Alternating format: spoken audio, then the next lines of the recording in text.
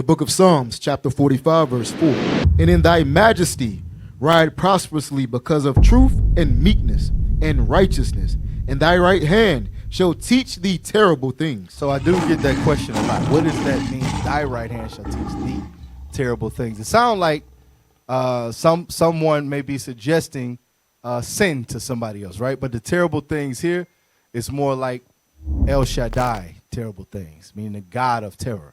David is prophesying here about our salvation and the return of the Messiah, and it is going to be terrible. So it says, and in thy majesty, right? In thy majesty. Do me a favor, IT. Google the word majesty for me, just the definition of it. All right, so here it is. It says impressive, stateliness, dignity, or beauty. All right, some similar or synonyms would be stateliness, dignity, magnificence, pomp, solemnity, grandeur, sovereignty, authority, power, dominion, I like that better. And definition 2 says royal power. Royal power. All right, so this is going into, as stated in the first few words of this precept, the return of our Lord, the return of the Messiah. Let's read about that a little bit so that you really get in your spirit that majesty. And it came to pass, after 7 days, I dreamed a dream by night. And lo, there arose a wind from the sea, that it moved all the waves thereof. Come on. And I beheld, and lo, that man waxed strong with the thousands of heaven. Does wind come from the sea? Where does wind come from? The sky. So this sea here is talking about what? The sky. Watch this. That it moved all the waves thereof. So now, are there waves in the sky? They're clouds. Those are the waves of the sky. What it's talking about is the Lord opening the heavens and returning to this realm. Watch this. Read on. And I beheld, and lo, that man waxed strong with the thousands of heaven. That's how you know. Heaven is where? In the sky. That's in the sky. And when he turned his countenance to look, all the things trembled. That's that magnificence. That's that grandeur. That's that power. That's that dominion that the Lord is coming back with. Say when that man turned to look. Read it again. When he turned his countenance to look, all the things trembled. Everything trembled. Watch this. That were seen under him. Come on. So that means what? He's coming not from the sea, the water, the ocean. He's coming from the sky, above us. Go ahead. And whensoever the voice went out of his mouth, whenever he spoke, come on, all they burned that heard his voice. Come on. Like as the earth faileth when it feeleth the fire. Come on. And after this I beheld, and lo, there was gathered together a multitude of men, come on, out of number, from the four winds of the heaven, to subdue the man that came out of the sea. But I beheld, and lo, he had graved himself a great mountain, and flew up upon it. And did what? And flew up upon it. And did what? And flew up upon it. Hold that real quick. Let's go right back to Psalms 45, because we're breaking that down. So we dealt with the majesty, right? Remember that flew up upon it part, right? Watch this. The book of Psalms, chapter 45 and verse 4. And in thy majesty ride prosperously. Do what? Ride prosperously. So that ride there is synonymous with what word in 2nd Ezra? Flew. Flew. Watch this. But I beheld, and lo, he had graved himself a great mountain. So what is that going into? He graved himself a great mountain. What is a grave? A grave is a hole in the ground. That's what a grave is, right? A hole in the earth. So when it says grave, or the word grave is going into digging. So he digged himself an area. But let's see what happened, right? The book of Zechariah, chapter 14 and verse 1. Behold, the day of the Lord cometh, and thy spoil shall be divided in the midst of thee. So also what we're getting in this is the terribleness that we read about, right? Thy right hand shall teach thee terrible things, right? Go ahead. For I will gather all nations against Jerusalem to battle. So that's what we're reading here in 2nd Ezra 13. All nations, remember, it was a great multitude gathered together to subdue the man that came from the sea, right? Go ahead. And the city shall be taken, and the houses rifled, and the women ravished, and half of the city shall go forth into captivity, and the residue of the people shall not be cut off from the city. Come on. Then shall the Lord go forth and fight against those nations. Then The Lord is going to go forth. So what this is going into, it's a prophecy of what we're now seeing unfold over in the so-called Middle East. All right? They're not, we're going to get into it. I'm gonna let the Bible speak, but what it's going into is we're now seeing the Israelis, the fake Jews, or the Jewish, the ishes, right? We're seeing them attack Gaza. We're seeing them attack Lebanon. We're seeing them attack really all the neighboring countries to establish the vision that they are the actual Jews, right? So what the scriptures are saying here is the prophecy that they're not going to succeed at that. They're not going to succeed at that. They are actually going to lose and go into captivity for a brief moment. And once that happens, the return of the Lord. Watch this. Verse 3.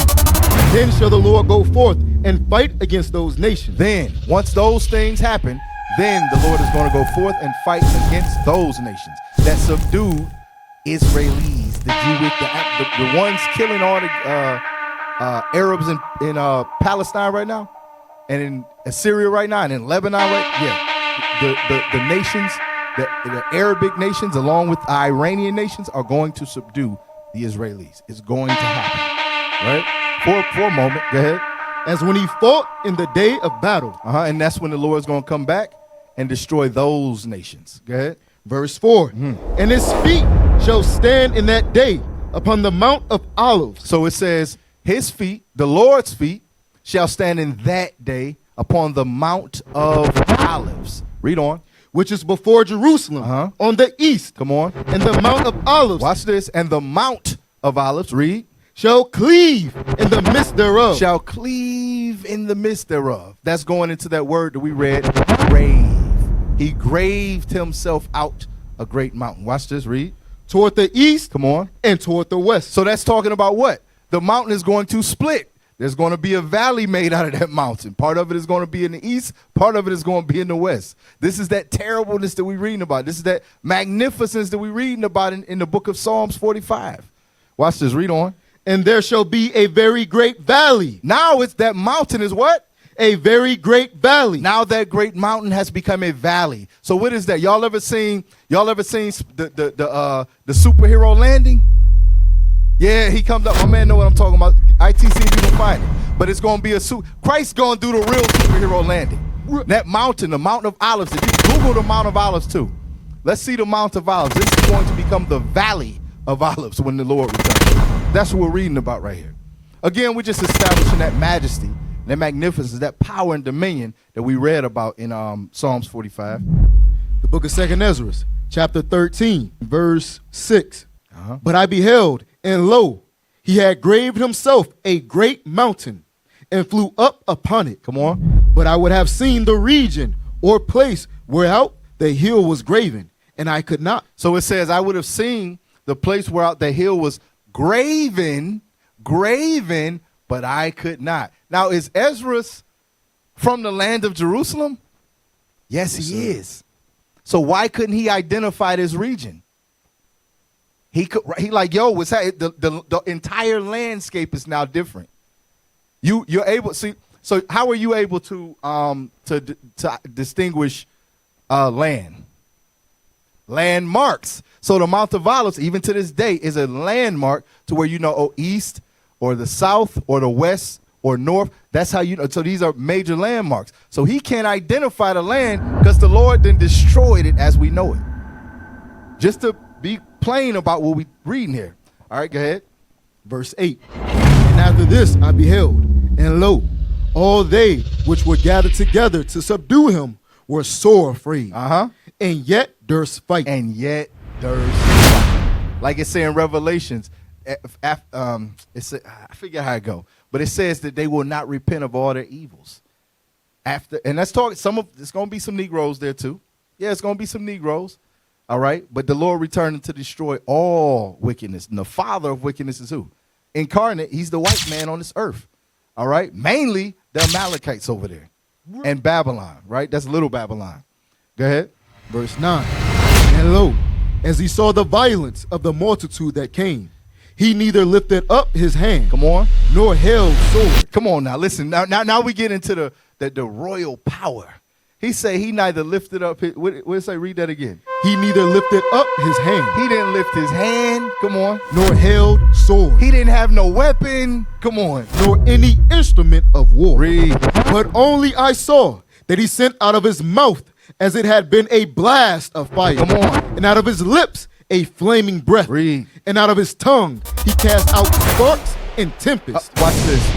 And they were all mixed together. The blast of fire, the flaming breath, and the great tempest, and fell with violence upon the multitude, which were prepared to fight, and burned them up every one, so that upon a sudden of an innumerable multitude, no thing was to be perceived, but only dust and smell of smoke. When I saw this, I was afraid. Go back to Psalms 45. So thy right hand shall teach thee terrible things. If you didn't know, the Son of Man, well, who was the Son of Man, who is now at the right hand of the Father, is the right hand that we read about in Psalms chapter 45. Go ahead.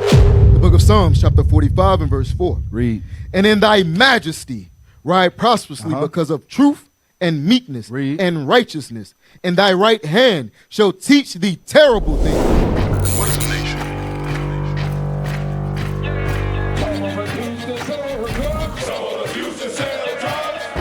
Nation is men leading by example.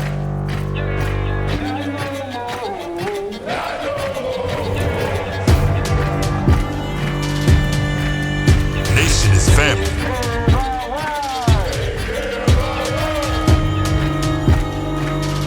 Nation is community. Nation is children with role models. Nation is unity.